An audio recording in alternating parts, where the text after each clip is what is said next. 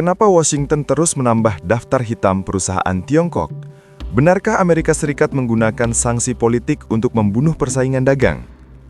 Pertanyaan ini kini menggema lagi menyusul laporan terbaru dari Biro Industri dan Keamanan Departemen Perdagangan AS. Dari Koran Jakarta, kita tahu bahwa pada awal Oktober 2025, AS kembali memperluas daftar hitam ekspor, menargetkan puluhan perusahaan Tiongkok yang dianggap mengancam keamanan nasional Amerika.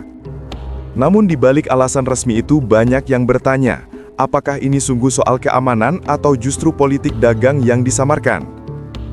Langkah Washington kali ini tidak bisa dipisahkan dari dinamika panjang perang ekonomi global yang sudah berlangsung lebih dari 1 dekade. Sejak era Trump, strategi AS terhadap Tiongkok telah bergeser secara perlahan tapi pasti. Dari tarif impor yang dulu hanya mempengaruhi neraca dagang, kini berubah menjadi kontrol penuh atas teknologi. Amerika tampaknya sadar bahwa masa depan dominasi global tidak lagi ditentukan oleh senjata atau minyak, melainkan oleh siapa yang menguasai chip, data, dan kecerdasan buatan. Karena itu, daftar hitam ekspor menjadi senjata baru yang tidak menimbulkan ledakan, tetapi bisa melumpuhkan industri pesaing secara perlahan. Tiongkok tentu tak tinggal diam. Setiap kali AS menambah entitas baru ke daftar tersebut, Beijing merespons dengan retorika keras dan kecaman terbuka di forum internasional. Mereka menilai kebijakan itu sebagai bentuk penyalahgunaan konsep keamanan nasional dan tindakan sepihak yang melanggar norma perdagangan bebas. Namun Washington tidak goyah.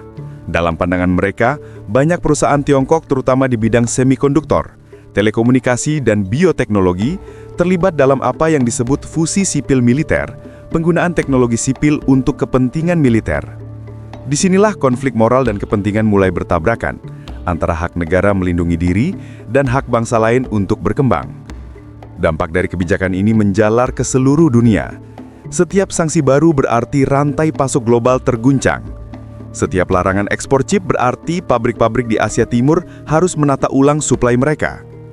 Banyak perusahaan internasional seperti ASML, TSMC, hingga Samsung kini berada di posisi sulit. Jika mereka berbisnis dengan entitas Tiongkok yang masuk daftar hitam, mereka bisa kehilangan akses ke pasar Amerika. Tapi jika mereka menuruti tekanan AS, mereka kehilangan pasar terbesar di dunia. Inilah dilema globalisasi abad ke-21, di mana perdagangan bebas tak lagi benar-benar bebas, melainkan tunduk pada politik kekuatan. Namun menariknya, sanksi yang semula dimaksudkan untuk melemahkan Tiongkok justru memicu reaksi berantai yang berpotensi berbalik arah. Beijing kini mempercepat program kemandirian teknologi yang disebut Made in China 2025. Pemerintahnya menguncurkan dana ratusan miliar dolar untuk membangun industri chip nasional, memperkuat riset kecerdasan buatan, dan menciptakan rantai pasok alternatif. Mereka tahu bahwa ketergantungan terhadap teknologi barat adalah kelemahan paling berbahaya. Maka sanksi yang dimaksudkan untuk membatasi justru mempercepat lahirnya industri baru yang lebih mandiri, meski dengan biaya besar dan waktu panjang. Krisis ini tidak bisa dilihat semata dari sudut ekonomi. Ia telah menjadi drama moral yang memunculkan pertanyaan lebih dalam tentang keadilan dan kekuasaan. Sejak kapan sanksi ekonomi berubah dari alat hukuman menjadi senjata politik? Dan jika suatu negara dapat memutus akses teknologi bagi negara lain hanya karena merasa terancam, bukankah itu bentuk kolonialisme baru yang dikemas dalam bahasa hukum internasional? Di sisi lain, dunia juga tidak bisa menutup mata terhadap ambisi militer Tiongkok yang tumbuh seiring kemajuan teknologinya. Dalam keseimbangan antara kekhawatiran dan kekuasaan inilah, etika global diuji. Efek terbesarnya mungkin justru terjadi di sektor keuangan. Sanksi yang berbasis dolar membuat negara-negara lain semakin sadar akan bahayanya ketergantungan pada mata uang tunggal. Ketika Washington memblokir transaksi internasional atau membekukan aset perusahaan tertentu, pesan yang tersirat sangat jelas. Siapapun bisa menjadi korban berikutnya. Maka dimulailah fenomena yang disebut de-dolarisasi, di mana negara-negara BRICS, Timur Tengah, dan Asia mulai mengembangkan sistem pembayaran lintas batas berbasis mata uang lokal. Rusia dan Tiongkok sudah lama membangun sistem sendiri sebagai alternatif SWIFT, sementara India dan Brasil perlahan mengikuti. Dalam jangka panjang, kebijakan sanksi yang terlalu agresif justru berpotensi menggerogoti fondasi dominasi finansial Amerika sendiri. Pada titik ini dunia seolah tengah menyaksikan sebuah ironi besar. Negara yang dahulu menggaungkan kebebasan perdagangan dan pasar buka, kini justru menutup akses dan memblokir inovasi pihak lain. Sedangkan negara yang selama berpuluh-puluh tahun dikritik karena ekonomi terpusat, justru berbicara tentang keterbukaan dan kemandirian. Dunia terbalik, nilai-nilai berubah arah. Sementara itu, perusahaan-perusahaan global, para peneliti dan masyarakat sipil menjadi korban benturan dua kekuatan yang sama-sama mengklaim bertindak demi masa depan umat manusia. Namun di balik semua itu ada realitas yang tak bisa dihindari. Kekuasaan ekonomi selalu mencari bentuk moral untuk membenarkan dirinya. Amerika Serikat menyebut sanksinya sebagai perlindungan terhadap keamanan nasional dan stabilitas global. Tiongkok menudingnya sebagai bentuk penindasan sepihak. Kedua narasi itu sama-sama punya kepentingan, sama-sama syarat politik. Disinilah dunia perlu sebuah perspektif etis yang lebih jernih, bahwa teknologi, perdagangan, dan kekuasaan tidak boleh dijadikan alat untuk menghancurkan, melainkan untuk menyeimbangkan. Tapi idealisme seperti ini seringkali tenggelam di tengah lautan strategi dan kepentingan. Kita pun harus jujur, perang dagang ini bukan sekedar soal angka ekspor atau chip silikon.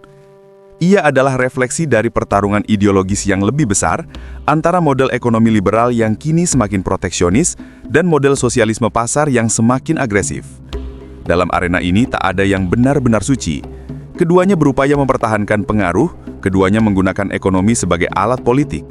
Dan di antara keduanya, negara-negara kecil harus menavigasi nasibnya sendiri, berusaha bertahan tanpa menjadi pion dalam permainan kekuatan besar. Maka dunia berada di persimpangan jalan. Jika sanksi terus digunakan sebagai alat untuk menekan dan menundukkan, sistem perdagangan global yang kita kenal bisa runtuh.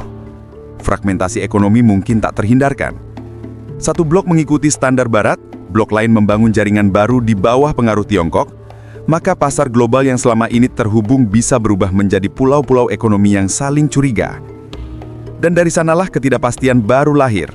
Bukan hanya dalam perdagangan, tapi juga dalam kepercayaan terhadap ide globalisasi itu sendiri. Keadilan global kini sedang diuji. Dunia perlu menuntut agar Amerika Serikat menghentikan politisasi perdagangan dan agar semua negara, termasuk Tiongkok, tunduk pada aturan yang sama.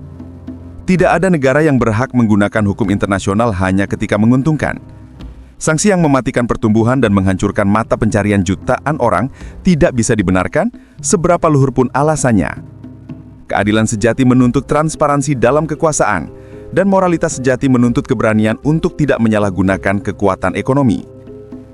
Di tengah pusaran sanksi, rivalitas, dan perang narasi ini, kita sedang menyaksikan lahirnya tatanan dunia baru yang belum punya bentuk pasti. Apakah itu akan menjadi dunia multipolar yang lebih adil, atau justru lebih kacau daripada sebelumnya? Masih belum jelas. Tapi satu hal yang pasti, selama sanksi digunakan sebagai senjata, perdamaian hanya akan menjadi retorika. Dunia memerlukan keberanian untuk menata ulang aturan mainnya, agar perdagangan tidak lagi menjadi alat penindasan dan teknologi tidak lagi dijadikan pembenaran untuk kekuasaan. Sebab tanpa etika, kekuatan hanyalah bentuk lain dari kekerasan. Dan tanpa keadilan, kemajuan hanyalah topeng bagi hegemoni yang tidak pernah benar-benar berakhir.